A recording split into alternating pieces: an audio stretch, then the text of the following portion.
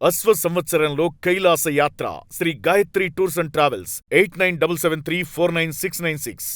Party ఫిరాయింపు కేసులో దానం నాగేందర్ కడియం శ్రీహరికి స్పీకర్ ఊరటనిచ్చారు. అయితే స్పీకర్ నిర్ణయం వేళ ఎమ్మెల్యే దానం నాగేందర్ కీలకమైనటువంటి వ్యాఖ్యలు చేశారు. స్పీకర్ పరిధిలో నేను ఎప్పుడూ ఎలాంటి తప్పు చేయలేదు.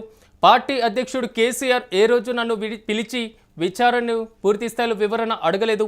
మరి ముఖ్యంగా పార్టీ క్రమశిక్షణ కమిటీ కూడా వివరణ అడగలేదన్నారు దానం నాగేందర్.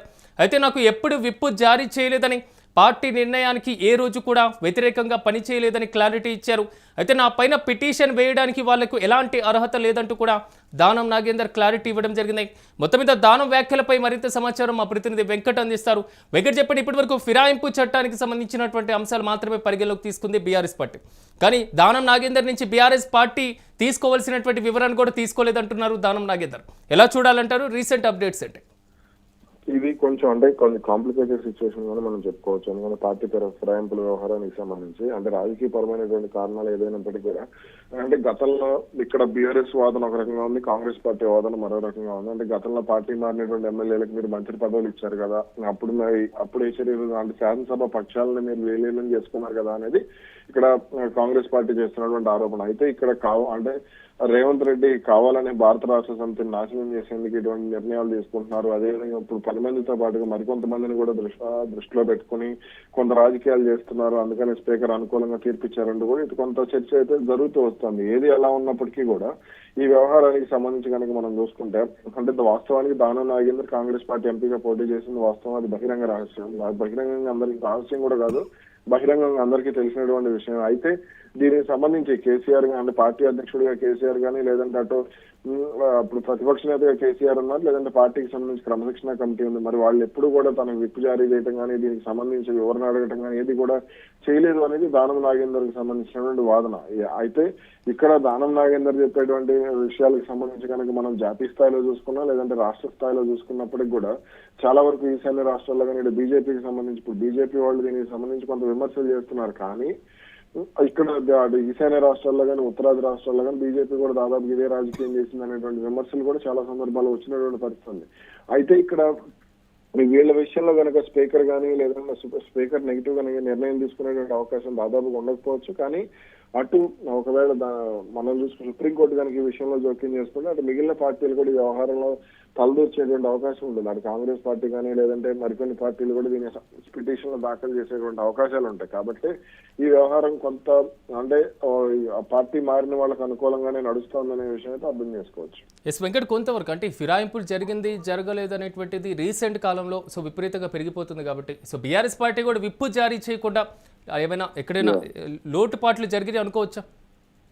అయితే బీఆర్ఎస్ పార్టీ వ్యవహారాన్ని ఎందుకు సీరియస్ గా తీసుకోలేదు అనేది ప్రధానంగా ఉన్నటువంటి ప్రశ్న. ముఖ్యంగా ముందు నుంచి కూడా దీనికి సంబంధించి ఇప్పుడు దానం నాగేందర్ చేసినటువంటి ఆరోపణలకు సంబంధించి వాళ్ళు కనుక ముందు నుంచి సీరియస్ గా తీసుకుని దాన్ని విప్పు జారీ చేయడం, క్రమశిక్షణ కమిటీకి ముందు ఆయన పిలవటం, లేదంటే హెచ్చరికలు జారీ చేయడం, ఇవన్నీ కూడా చేసి ఉంటే దానికి సంబంధించి పరిస్థితి కొంత ఇప్పుడు బీఆర్ఎస్ అనుకూలంగా ఉండేది. కానీ ఇక్కడ అదేమీ జరగకపోవడమే కొంత అటు దానం నాగేందర్ కూడా బలం చేకూర్చింది అనే ఒపీనియన్స్ కూడా బలంగా వినపడుతున్నటువంటి పరిస్థితి.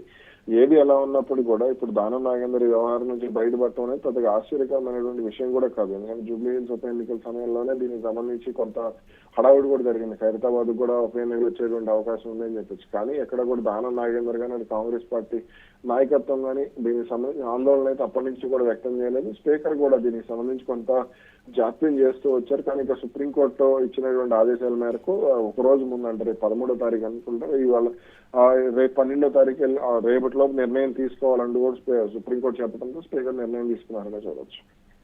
Right Venkat, thank you. మొత్తం మీద పార్టీ ఫిరాయింపు కేసులో దానం నాగేందర్ కడియం శ్రీహరికి స్పీకర్ ఊరిటిచ్చిన తర్వాత దానం నాగేందర్ తొలిసారిగా కీలకమైనటువంటి వ్యాఖ్యలు చేసినటువంటి పరిస్థితి కనబడుతుంది. స్పీకర్ పరిధిలో నేను ఎలాంటి తప్పు చేయలేదంటున్నారు దానం. పార్టీ అధ్యక్షుడు కేసీఆర్ ఏ రోజు కూడా నన్ను పిలిచి వివరణ అడగలేదు. మరి ముఖ్యంగా పార్టీ క్రమశిక్షణ కమిటీ కూడా వివరణ అడిగేటువంటి ప్రయత్నం చేయలేదనేది మాత్రం దానం కామెంట్స్గా చూడొచ్చు. అయితే నాకు ఎప్పుడు కూడా విప్పు జారీ చేయలేదు అనేది మాత్రం దానం నాగేందర్ క్లియర్ కట్గా చెప్తున్నారు. పార్టీ నిర్ణయానికి ఏ రోజు వ్యతిరేకంగా నేను పని చేయలేదు అనేటువంటి అంశాన్ని కూడా పదే పదే ఆయన ప్రస్తావిస్తున్నటువంటి పరిస్థితులు కనబడుతున్నాయి. అట్ ద సేమ్ టైం నా పైన పిటిషన్ వేయడానికి వాళ్ళకి ఎలాంటి అర్హత లేదని కూడా దానం నాగేందర్ క్లారిటీ ఇస్తున్నటువంటి పరిస్థితులు కనబడుతున్నాయి. క్లియర్ కట్గా దానం వర్షన్ అయితే కనబడుతుంది. దానం ఏదైతే క్లారిటీ ఇచ్చారో ఈ క్లారిటీ ఇచ్చినటువంటి పాయింట్స్, ఈ క్లారిటీ ఇచ్చినటువంటి ఎవిడెన్స్ ప్రకారమే స్పీకర్ నిర్ణయం తీసుకొని ఉండవచ్చు అనేటువంటి అంశం మాత్రం చాలా స్పష్టంగా అర్థమవుతుంది. సాధారణంగా ఒక పార్టీ సభ్యుడు పార్టీ వ్యతిరేక కార్యకలాపాలకు పార్టిసిపేట్ చేసినప్పుడు సో అతని దగ్గర నుంచి పార్టీ క్రమశిక్షణ కమిటీ లేదా పార్టీ అధినేత, పార్టీ అధ్యక్షుడు కొంతవరకు వివరణ తీసుకునేటువంటి ప్రయత్నాలు చేయడం, సో ఇలాంటి చర్యలు జరుగుతూ ఉండడం సర్వసాధారణంగా మనం గమనిస్తూ ఉంటాం. కానీ బీఆర్ఎస్ పార్టీలో అది జరగలేదా అనేటువంటి ప్రశ్నలు దానం నాగేందర్ ఉత్పన్నం చేస్తున్నటువంటి సిచ్యువేషన్స్ కనబడుతున్నాయి. సో వెళ్ళి వేరే పార్టీ తరపున పోటీ చేయడం అనేటువంటి అంశం ఒక బలమైనటువంటి కారణంగా కనబడుతుంటే ఎందుకు దానికి సంబంధించి విప్పు జారీ చేయలేదు, ఎందుకు పూర్తి స్థాయిలో మాత్రం సో వివరణ తీసుకోలేదు అనేటువంటి ప్రశ్నలు కూడా ఇప్పుడు ఉత్పన్నమవుతున్నటువంటి పరిస్థితి. రెండోది, విప్పు జారీ చేసేటువంటి పరిస్థితులు కూడా తెలంగాణ శాసనసభలో ఏర్పడలేదు అనేది మాత్రం చాలా స్పష్టంగా కనబడుతుంది.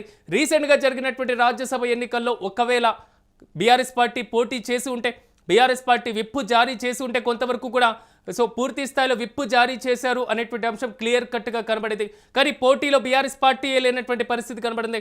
సో విప్పు అనేటువంటి అంశం మాత్రం ఇటీవలే కాలంలో తెలంగాణ శాసనసభలో మాత్రం ఎక్కడ కనబడినటువంటి పరిస్థితి. కాబట్టి పార్టీ ఫిరాయింపుల చట్టం 1985 ప్రకారం క్లియర్ కట్గా కనబడుతున్నాయి.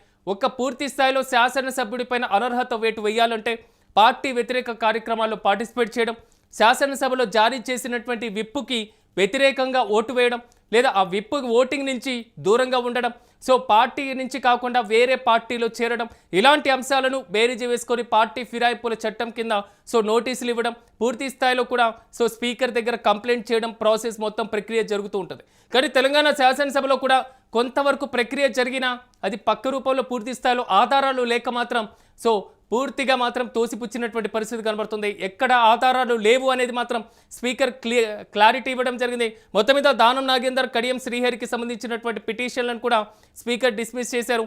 సో స్పీకర్ నిర్ణయం వేళ దానం నాగేందర్ చేసినటువంటి కామెంట్స్ కూడా కొంతవరకు ప్రకంపనలు రేపుతున్నాయి.